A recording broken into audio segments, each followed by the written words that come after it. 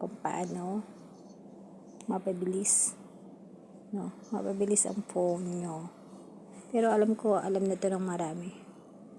Punta ka sa additional setting and app, punta ka sa developer,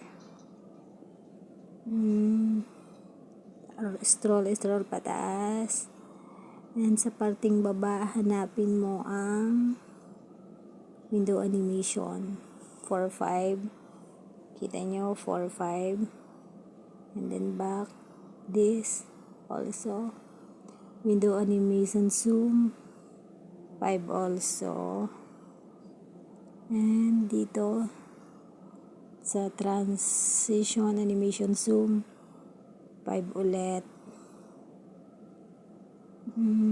Dito sa animator skulls 0.5. Ganun lang kadali. Mapapabilis na yung pag-touch ng mga telepono nyo. Lahat 5 tayo. Try ko lang.